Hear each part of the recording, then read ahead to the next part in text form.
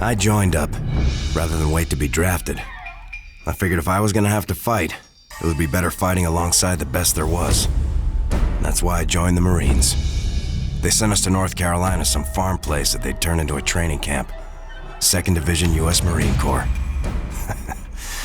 Some soldier I was gonna be. Our first day in camp, and I forgot my rifle.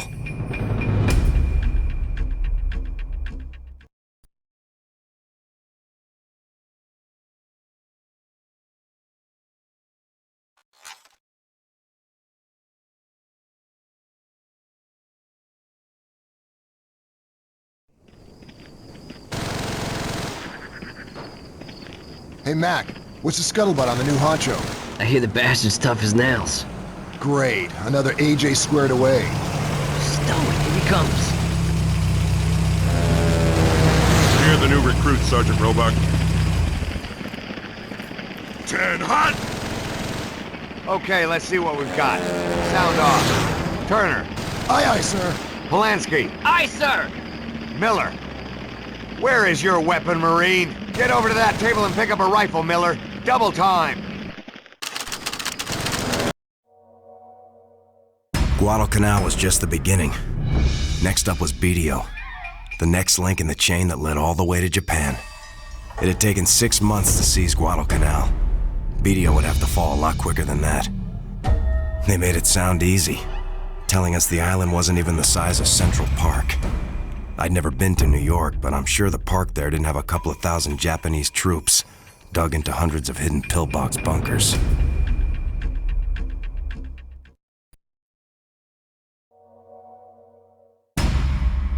Sometimes it felt like the whole damn thing was about airfields.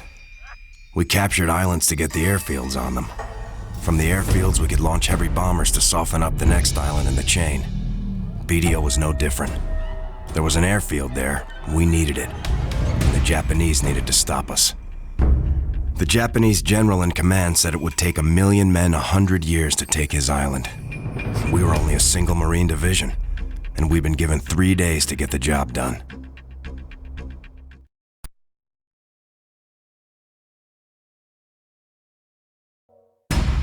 We were getting closer to Japan. The closer we got, the more determined the Japanese were to stop us, and the more ferocious the fighting was going to get. Saipan, one of the Marianas Islands, was the next link in the chain. They were ready for us after we landed, pushing us back almost to the sea. But we dug in and stayed put, waiting for the Japanese to make their move. We wouldn't have to wait long. To protect Japan, they had to drive us back off Saipan.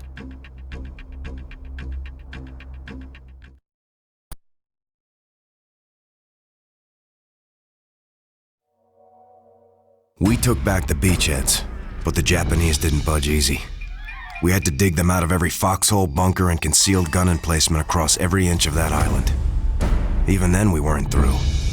The enemy still held the summit of Mount Tapachau.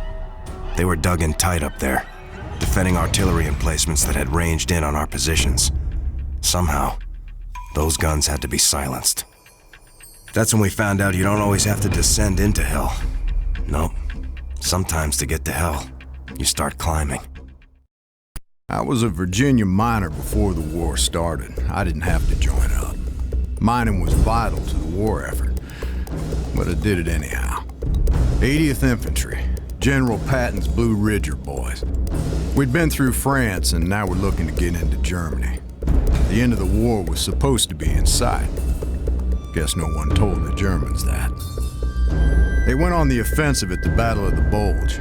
Our objective was to cut the supply line for the German advance at a place called Edelbruck, and we'd have to move fast to do it.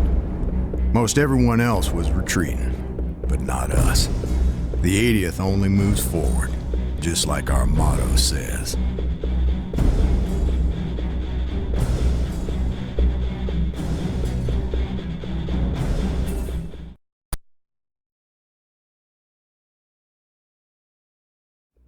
Fourth Armored linked up with us at Edelbruck, and were we glad to see him. Now we're going to be support for the push on to Bastogne. It was Christmas Day. The terrain between us and Bastogne was crawling with Krauts. and I can't remember a day in my life when it was as cold as it was then. The Germans had thrown a ring of steel defense around Bastogne, but the 4th were the same as us, more of General Patton's boys. And together we were gonna prove that blood and guts mattered more than snow and steel.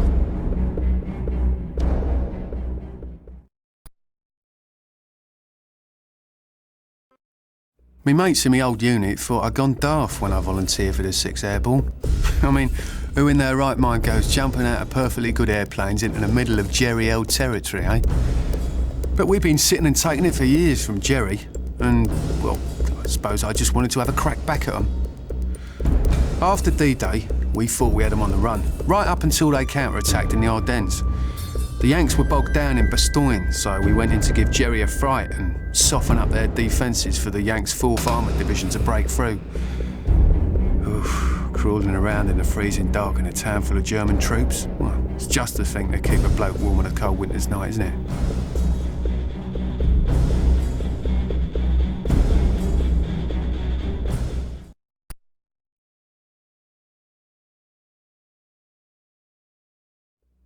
We'd done our bit at Bastogne, and we're pulling out of a place called Burr to rendezvous there with our CO, Captain Randall.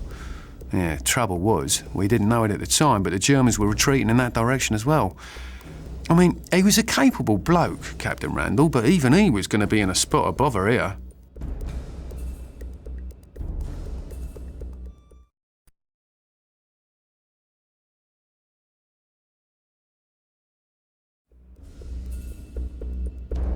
The Yanks had reached the Rhine, the last barrier guarding the heart of Germany. Their plan was to mount an amphibious assault across the river, but the Germans were dug in all along the opposite bank, ready to give them a pasting.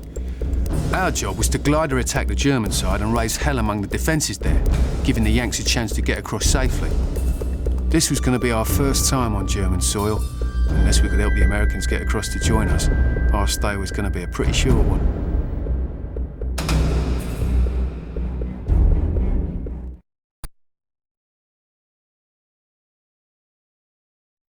Thanks to the Brits, our boys made it across the Rhine and into the German heartland. Everyone had Berlin in their sights. The Blue Ridgers were no different. But we ended up being deployed south into Austria. The last battle of our war would be at a place there called Braunau am Inn. Division HQ had reports of a last-ditch concentration of German troops around the town and sent us in to investigate. We didn't know what the hell to expect. Braunau am Inn was the birthplace of Adolf Hitler. But maybe the Germans had a better reason than that for wanting to hold on to the place.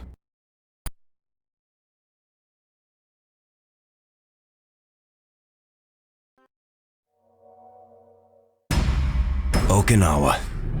The last link in the chain to Japan, and getting this war over and done with.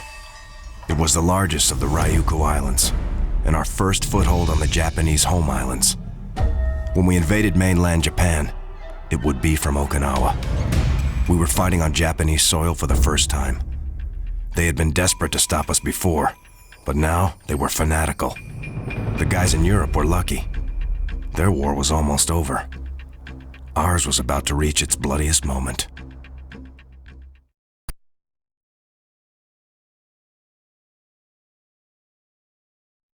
Okinawa had been turned into a fortress island.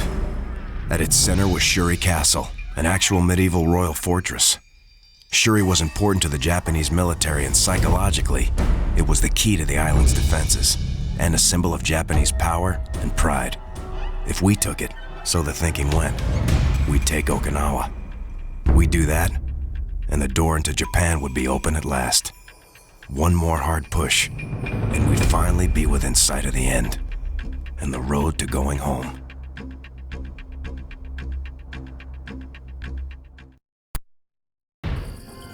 Get on that radio, tell the skipper the Marines have taken Shuri Castle. Pulaski, Turner, Jackson, secure the area. Aye, aye, sir! Good job, Miller. Good job. So what now, Sergeant? We taking it all the way to Japan? That's the plan, Pulaski. All the way to Tojo's doorstep.